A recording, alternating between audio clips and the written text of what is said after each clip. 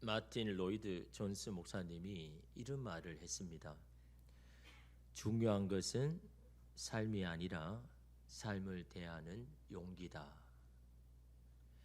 정답이 없는 시대에 한 번은 곱씹어 볼 만한 그런 말 아닙니까? 여러분, 우리가 중요하게 여기는 것은 삶이죠. 나는 어떤 삶을 살 것인가? 참 사람들에게 고민입니다. 나는 어떤 인생을 살아갈 것인가? 그 삶을 위해서 기대와 소망을 가지고 또한 그 미래를 위하여서 오늘을 열심히 여러분 살아가잖아요. 땀도 흘리고 수고하기도 하고 양보하기도 하고 그런 인생을 우리가 여러분 살아가지만 이 삶이라는 것이 내가 잘한다고 사라지는 것이 아니다라는 것을 우리가 살아가면서 여러분 깨닫는 거잖아요. 내가 살아가는 공동체 안의 상황이 어떤지, 우리가 거하는 사회의 현실이 어떤지, 나라의 정세가 어떤지에 따라서 우리의 삶이 좌지우지 되는 것을 여러분 우리가 보게 되죠. 한 번씩 사건 사고를 만날 때마다 불확실해진 미래에 당황합니다. 이러다가 내 삶이 이상하게 되는 것 아닌가? 이대로 가다가 내가 원하지 않는 삶을 사는 것이 아닌가라는 두려움이 오늘 우리 가운데 엄습해 오죠. 이스라엘과 팔레스타인의 전쟁의 비참한 현실, 실제적인 삶을 보면서 내게도 일어나지 않을까라는 그런 생각. 만약 내가 저런 일을 내 삶에 경험한다면 나는 어떻게 살아갈 수 있을까라는 고민들을 우리는 한 번씩 하게 됩니다. 내가 원하지 않는 일들이 일어나잖아요. 가족도 헤어지기도 하고 소중한 가족을 잃어버리기도 하고 내 삶의 기반인 집도 다 허물어지기도 하고 일할 직장도 없어지기도 해서 내일은 어디로 가야 할지 모르는 그런 삶을 여러분 오늘 우리도 경험할 수도 모릅니다. 그러기에 여러분 우리에게 정말 필요한 것은 어떤 삶을 사는 것이 아니라 삶에 대한 용기가 정말 필요하다. 우리에게 주어진 삶에 대해서 그 문제 앞에서는 용기가 정말 우리에게는 필요하다라는 것을 보게 됩니다. 왜냐하면 기쁜 일이든 슬픈 일이든 성공이든 실패든 이 모든 것이 다 우리의 삶이기 때문이죠. 뿌듯함도 낙심되는 일도 엄연히 내게 일어나는 삶의 한 조각이더라라는 거죠. 그 삶이 내가 원하든 원하지 않든 내가 살아내야 할 삶이기 때문에 그 한 조각 한 조각을 받아들이고 어떻게 살 것인가, 어떻게 대응해서 살 것인가. 근데 그 한 조각이 여러분 모여서 여러분의 미래의 삶의 모습이 여러분 되는 겁니다. 근데 그 한 조각을 무시하고 그 한 조각을 그냥 내어보내면 아마 나중에 알게 될 겁니다. 그 한 조각 때문에 일그러지고 달라진 내 삶의 모습을 보면서 후회하는 그런 순간들이 반드시 찾아오죠. 그래서 우리는 삶의 한 조각 한 조각을 귀하게 여겨야 되고 그 한 조각을 붙잡고 어떻게 살아낼 수 있을까라는 이런 삶을 대하는 방식이 오늘 우리에게 이런 필요하죠. 삶에 내가 어떻게 반응하고 대할까? 이게 더 중요합니다. 이런 상황에서 나는 어떻게 반응할까? 어떤 태도를 가질까? 너무도 중요하죠. 그런데 여러분, 그것을 결정짓게 하는 것은 바로 삶의 원리인 겁니다. 삶의 방식인 겁니다. 삶의 기준인 겁니다. 어떻게 반응할지는 어떤 삶의 원리를 가지고 있느냐에 결정이 되더라는 거죠. 나는 어떤 상황에도 내 이 자리를 지키겠다라는 삶의 원리를 가진 사람이 있지 않습니까? 어떤 일을 만나든 나는 기도를 놓지 않겠다라고 결정하는 그런 삶의 방식이 있지 않습니까? 어떤 상황에도 나는 하나님을 향한 나의 도움을 그치지 않겠다라고 하는 그런 삶의 여러분 원리가 어떤 삶의 한 조각을 받아들이든 그 조각을 붙들면서 여러분 살아갈 수가 여러분 있는 거죠. 그래서 여러분 삶을 대하는 용기는 바로 삶의 원리, 삶의 방식을 내가 무엇을 가지고 있느냐, 이게 여러분 참으로 중요합니다. 미리 어떤 삶을 사는 것, 그것보다. 여러분 오늘 말씀에 아브라함은요 인생의 큰 전환기를 맞이하죠. 그래서 오늘 말씀은 아브라함이 그런 시기에 어떻게 반응하는지, 그의 삶의 원리는 무엇인지를 오늘 히브리서는 저와 여러분에게 말씀합니다. 아브라함은 갈대아 우르에서 태어나고 자랐습니다. 여느 사람과 똑같이 부모 밑에서 그 가족의 틀 안에서 살았습니다. 근데 그 당시의 가족의 틀은요 너무너무 단단합니다. 그 경계선을 넘기만 하면 죽을 수 있다라는, 위태해질 수 있다는, 위험천만하다라는 그런 여러분 인식을 가지고 어떻게든 그 틀 안에 있으려는 절박함, 긴장 가운데 여러분 살아가더라라는 거죠. 그런 아브라함에게 하나님께서 찾아오셔서는 어떻게 합니까? 거기를 떠나라고 말씀하죠. 그 틀을 깨어 부수고 스스로를 위험에 노출시켜라 라고 말씀하죠. 안전하다고 생각하는 곳에서 떠나 불확실한 길로 나아가라 라고 말씀합니다. 여러분 이것은 분명 아브라함에게 무모한 도전이죠. 계획이 없던 일입니다. 지금까지 살아보지 못한 방식입니다. 그런 부르심 앞에 아브라함은 어떻게 반응하느냐라는 거죠. 우리 8절 말씀 우리 함께 읽겠습니다. 믿음으로 아브라함은 부르심을 받았을 때에 순종하며 장래의 유업으로 받을 땅에 나아가세 갈 바를 알지 못하고 나아갔으며, 하나님께서 아브라함에게 너에게 줄 곳이 있다라고 말하는데 그곳이 어디인지 어떻게 가야 하는지에 대한 어떤 정보도 주지 않습니다. 그럼에도 아브라함은 순종했습니다. 어떻게 순종했습니까? 갈 바를 알지 못하고 나아갔으며. 여러분 이게 그의 삶의 원리입니다. 아브라함은 갈 곳이 어딘지 몰랐습니다. 그가 미리 확보한 정보는 하나도 없습니다. 그럼에도 나아갔다는 것은 뭘 말하는 겁니까? 갈 바에 대해서는 관심이 없다라는 겁니다. 어떻게 가는지, 어디로 가는지는 그에게 중요하지 않다라는 것을 말하고 있는 겁니다. 다시 말하면 앞으로 일어날 일에 대해서는 전혀 관심이 없다라는 겁니다. 어떻게 그럴 수가 있냐라는 거죠. 어디로 가는지 어떻게 가는지도 모르고 무작정 어떻게 나아갈 수 있냐라는 겁니다. 불안해서 어떻게 갈 수가 있냐라는 겁니다. 그런데 여러분 어디로 가는지 어떻게 가는지 안다고 문제가 안 생깁니까? 문제는 항상 생기죠. 아무리 준비한다고 해도. 중요한 것은 생긴 문제를 어떻게 대하느냐이죠. 어떻게 용기를 내어서 그 문제 앞에 설 수 있느냐. 그게 중요하잖아요. 여러분 성격이 꼼꼼한 사람 얼마나 준비합니까?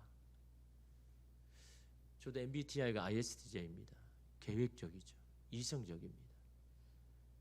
계획하지 않고서는요 일을 하지 않습니다.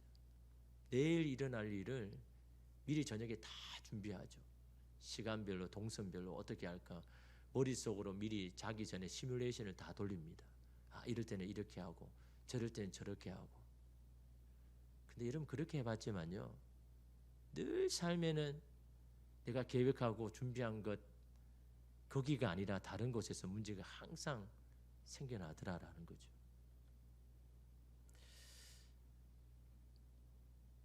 존 스토트 목사님은요 기독교의 기본 진리에서 이런 말을 했습니다. 오늘날 신앙의 힘을 점점 잃어가는 이유가 뭔가? 교회를 나오지 않는 것도 아닌데 기도하지 않는 것도 아닌데 왜 사람들은 그리스도인은 신앙의 힘을 자꾸 잃어버려 가고 있는가? 그 이유를요 이렇게 말합니다. 인간 일생의 한계 안에서 적당히 신앙생활을 하는 사람의 수가 많아졌기 때문에. 적당히 신앙생활을 하는데 어떻게 해요? 자기의 이성의 이해 안에서만, 자기가 믿어지는 안에서만, 내가 이해되는 선상에서만 신앙생활을 한다는 사람들이 너무나 많다라는 겁니다. 그래서는 하나님의 능력을 경험할 수 없다라는 거죠. 그만큼의 하나님만 경험하는 겁니다. 내가 이해하고 받아들이는 그 안에서만 신앙생활하는 사람은요, 그만큼의 하나님만 경험하는 겁니다. 하나님은 길들지 않는 야성을 가진 분이다라고 이야기하죠. 야성이라는 게 뭡니까? 어떤 것으로 길들지 아니하는 힘입니다. 힘은 있는데 어떤 것으로 통제하거나 길들여지지 않는다라는 겁니다. 환경과 상황으로 인해서 길들여지지 아니하는 힘을 여러분 야성이라고 이야기하잖아요. 하나님이 바로 그런 분이라는 거죠. 우리의 한계 안에 있는 하나님이 아닙니다. 여러분의 이성 안에 있는 하나님이 아닌 겁니다. 내가 이 정도의 하나님을 믿고 있다, 그 하나님이 다가 아니다라는 겁니다. 근데 사람들은요, 그 안에서만 하나님을 믿으려고 합니다. 네가 이해하는 그 안에서만 하나님 앞에 신앙생활 하려고 하는 거죠. 그러니 그 하나님을 경험하지도 못하고 그 하나님의 힘을 공급받지도 못하는 겁니다.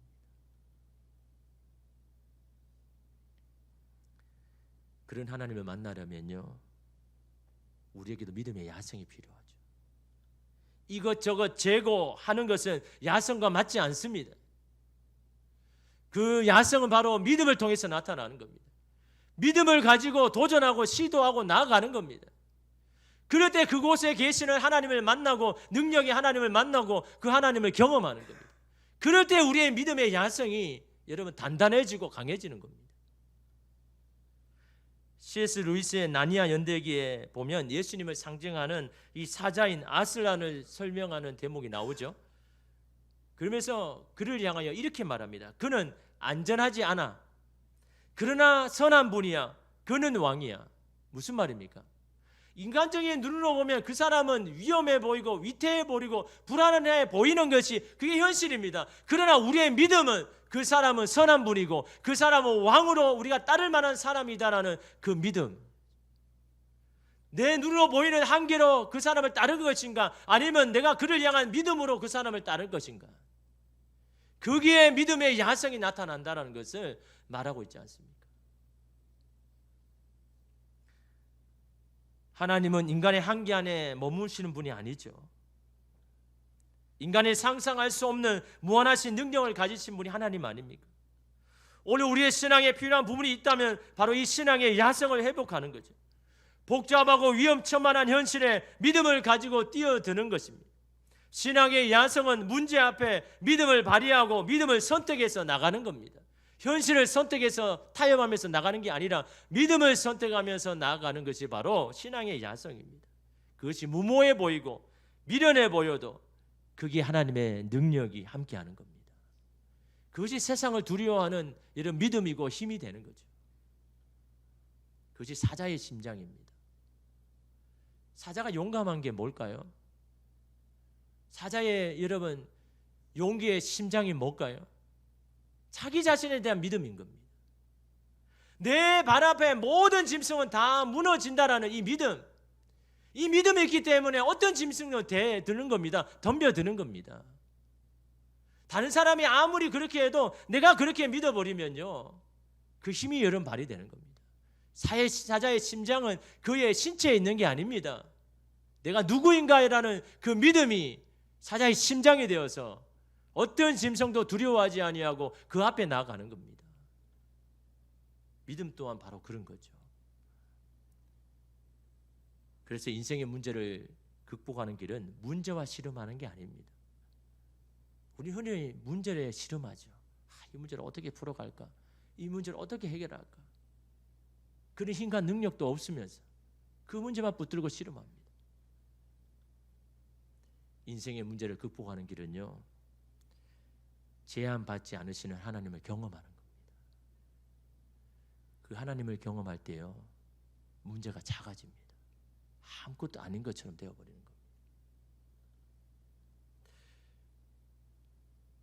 중요한 것은 삶에서 일어나는 일 자체가 아니라 그것을 직면하는 우리의 태도이고 방식입니다. 그런 문제가 있을 때마다 우리는 어떤 태도를 가지고 어떤 방식을 선택하고 있는가? 아브라함이 가진 그 일에 직면하는 방식이 뭡니까? 무모한 도전 앞에, 요청 앞에 그가 직면하는 대하는 태도와 방식이 무엇입니까? 어떤 원리를 가지고 갈 바를 알지 모르면서 이름 떠나는 겁니까? 그것은요, 아브라함이 뭘 중요하게 여기는가, 거기에 답이 있습니다. 아브라함의 심장 가운데 중요하게 여기는 게 도대체 뭔가, 거기에 신앙의 원리가 있습니다. 아브라함에게 중요한 것은요, 어디를 가야 되고 어떻게 가야 되는지 그게 아닙니다. 아브라함에게 중요한 것은요, 누가 나와 함께 가느냐, 누가 나와 함께 가느냐, 이것이 아브라함의 믿음으로 사는 삶의 원리입니다. 근데 사람들이 이 중요한 것을 간과해버리죠. 여러분, 어디를 간들 어떠합니까? 누구와 가느냐가 중요하잖아요.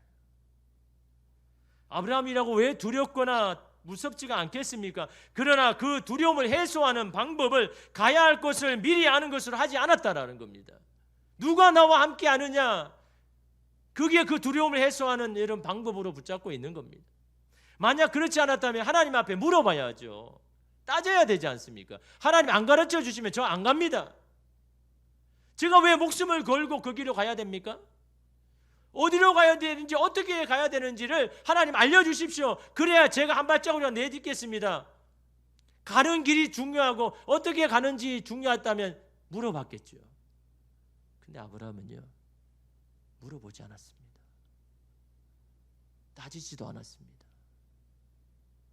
아브라함에게 중요하게 여기는 그게 아니기 때문에 아마 아브라함은 하나님 앞에 그런 기도를 하지 않았을까. 하나님, 갈 곳을 알려주지 않으셔도 됩니다. 제가 알고 싶은 것은 한 가지입니다. 당신이 저와 함께 가시나요? 아마 아브라함은 하나님 앞에 그걸 요구했지 모릅니다. 당신이 나와 함께 가시나요? 당신이 나의 가정 가운데 함께 하시나요? 내가 걸어가는 직장 그 길 가운데 나와 함께 같이 가시나요? 아브라함 그게 중요했습니다. 사랑하는 사람이나 신뢰하는 만한 사람과 간다면 그 길이 비포장 길이든 험한 길이든 진흙탕 길이든 뭐가 중요합니까? 마찬가지로 아브라함도 마찬가지입니다. 하나님만 함께 가시면 어디로 가든지 상관없다는 거예요. 그래서 안 물어본 겁니다. 그래서 갈 바를 알지 못해도 간 겁니다. 하나님이 나와 함께 가시니까요.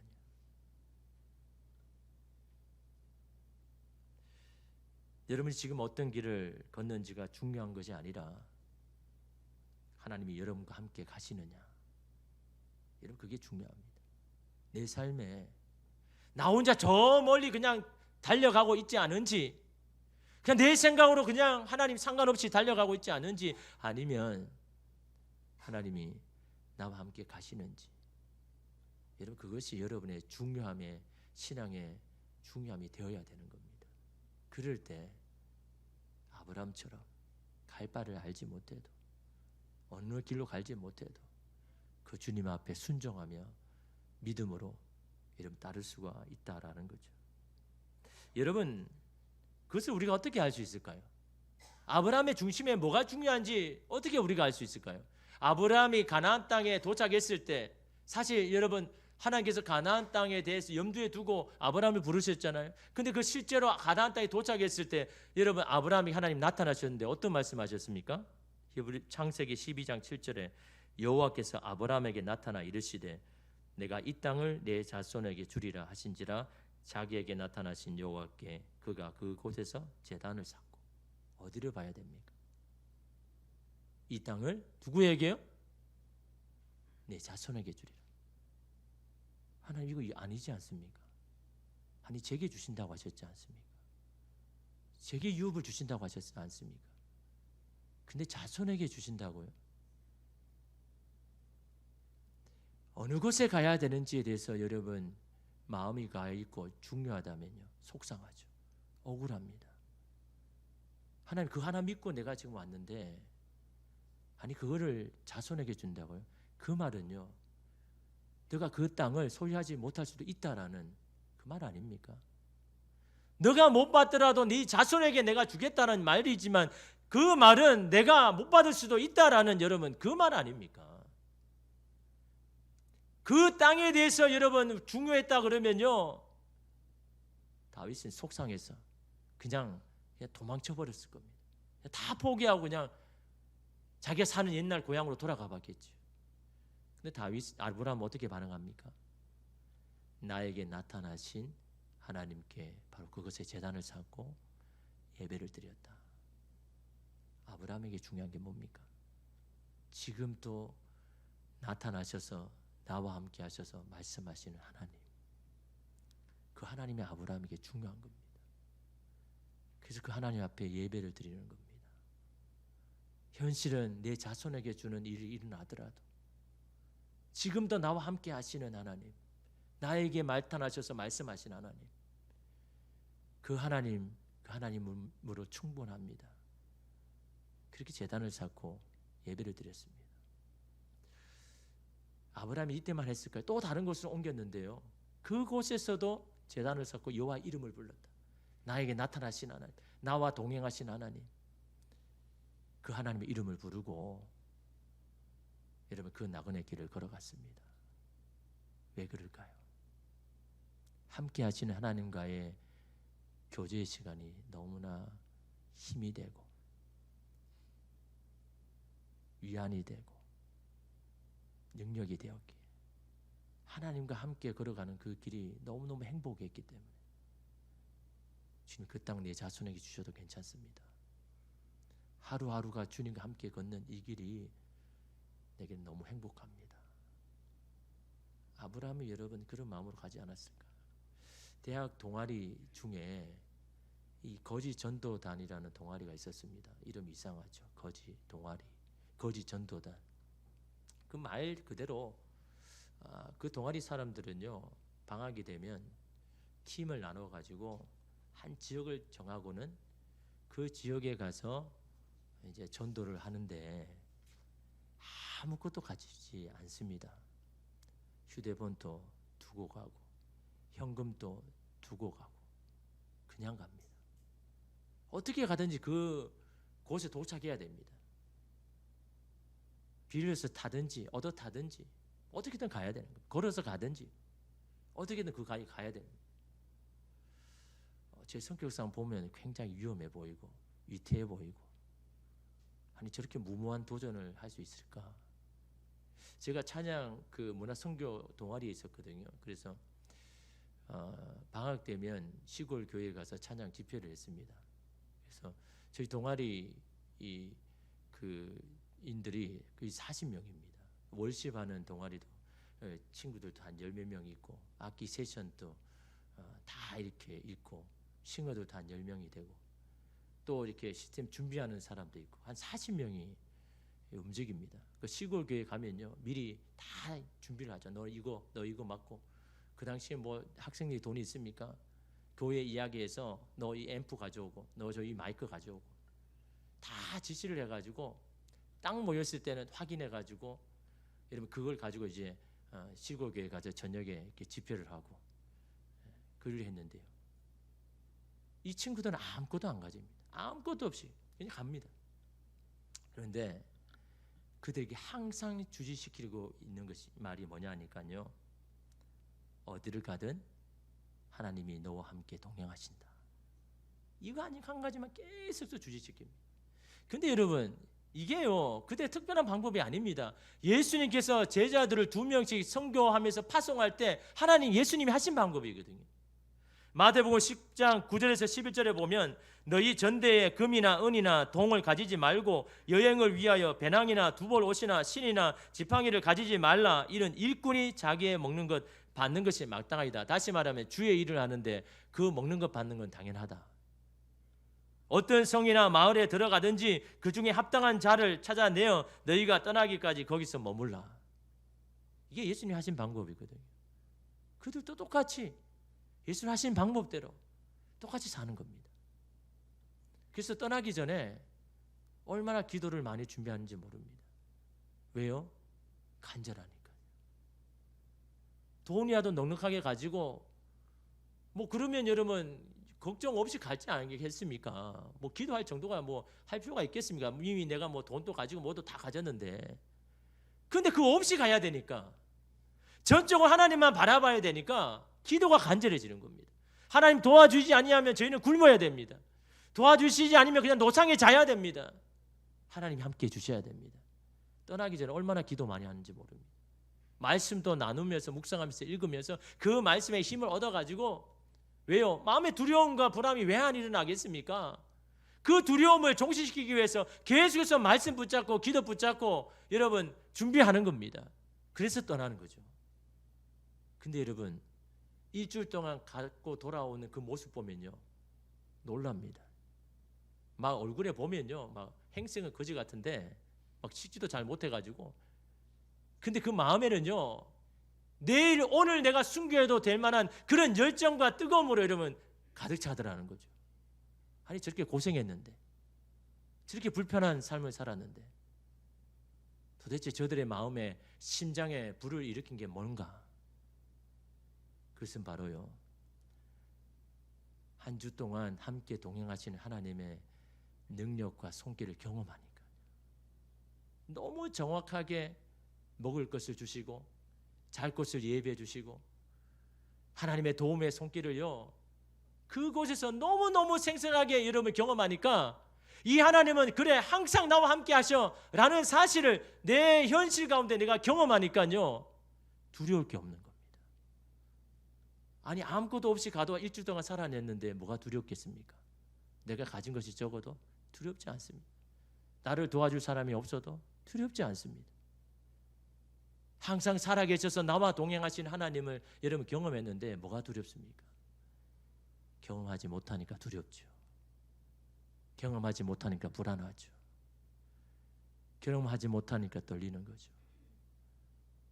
아브라함은요 매일매일 여정 가운데 하나님 살아계심을 경험했습니다. 만났습니다. 그러기에 그 땅을 소유 못해도 괜찮은 겁니다. 뭘 많이 준비하고 계획하는 것보다 하나님이 함께 하심을 믿고 나아가는 가운데 더 많은 은혜를 받고 하나님을 더 많이 경험한다는 이 분명한 사실을, 여러분 오늘 우리도 이런 아브라함의 삶의 원리가 우리 삶의 방식도 되어야죠. 거기에 우리 인생의 답이 있는 겁니다.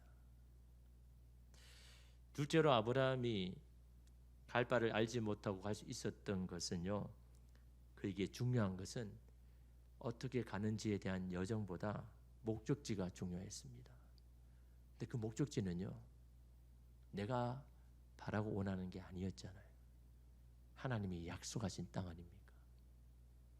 그러므로 아브라함이 중요하게 여겼던 것은 약속입니다.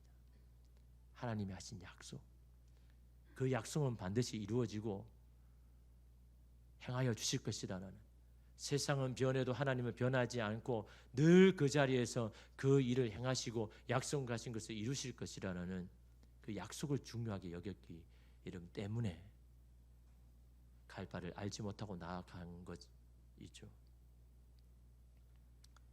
이러한 믿음이 있는 아브라함은 그 땅에서 어떻게 반응합니까? 9절에 보니까요, 믿음으로 그가 이방의 땅에 있는 것 같이 약속의 땅에 거류하여 동일한 약속을 유업으로 함께 받은 이삭 및 야곱과 더불어 장막에 거하였으니, 다시 말하면 약속의 땅에 거류했는데 이방의 땅에 사는 것처럼 자기의 이름으로 된 것이 하나도 없는, 소유가 하나도 없는 그런 삶을 살아가고 있는 겁니다. 또한 자신의 자녀조차, 이삭조차도 여전히 그 가나안 땅에서 여러분 나그네처럼 살아갑니다. 그래서 여러분 이삭이 어떻습니까? 샘을 하나, 우물 하나 파가지고 거기서 좀 살려고 하니까 또 빼앗겨가지고 또 다른 데로 가죠. 또 샘을 얻으려고 하면 또 얻어가죠. 자기 샘 하나 얻지 못하는 이 삶을요, 아브라함뿐만 아니라 이삭도 그렇게 살아갔습니다. 야곱도 마찬가지고. 그럼에도 불구하고 아브라함은요 어떻게 반응합니까? 10절 말씀 우리 함께 읽겠습니다. 이는 그가 하나님이 계획하시고 지으실 터가 있는 성을 바랐습니다. 이 바라다라는 것은요 거기에 소망을 두다, 거기에 소망을 두다, 약속하신 말씀에 내 소망을 두다. 아브라함이 그렇게 살아온 겁니다. 지금 마주하고 있는 현실에 소망을 둔 게 아니라 약속하신 말씀에 소망을 두고 그 인생의 길을 걸어갔다라고 말씀합니다. 그런 아브라함에게 하나님 뭐라고 하십니까? 히브리서 13장 5절 말씀에 그가 친히 말씀하시기를 내가 결코 너희를 버리지 아니하고 너희를 떠나지 아니하리라 하셨느니라. 햇빛이 쨍쨍 쬐는 날에도 폭풍이 몰아치는 날에도 함께 하시겠다 하십니다. 건강할 때도 병들어 아플 때도 너를 버리지 않겠다라고 말씀합니다. 무슨 일을 만나든 상관없이 하나님이 함께 하시겠다라고 다시 한번 여러분 믿음으로 사는 사람들에게 약속하셨습니다. 그 사실을 믿는 자들은 어떤 고백을 합니까? 히브리서 13장 6절 말씀에 그러므로 우리가 담대히 말하되 주는 나를 돕는 이시니 내가 무서워하지 아니하겠노라. 사람이 내게 어찌하리요 하노라. 담대히 말하는 것은요, 용기를 가지고 내가 말할 수 있는 고백은 주님이 나를 돕는 자이다. 사람이 아니라 하나님이 나를 돕는 자이다. 그러니 내가 무서워하지 않을 것이다. 이것이 여러분 삶을 대하는 용기 아닙니까? 그 용기의 근원은 어디서 옵니까? 바로 함께 하시는 하나님을 향한 우리의 믿음, 약속하신 것을 반드시 이룰 것이라는 신뢰, 그것이 용기의 근원 아닙니까? 여러분에게 삶을 대하는 용기가 무엇입니까? 무언가 많이 가져야 든든하고 힘이 납니까? 주변에 나와 함께하는 사람이 많을 때 용기가 생깁니까? 우리의 용기는 그게 아니죠.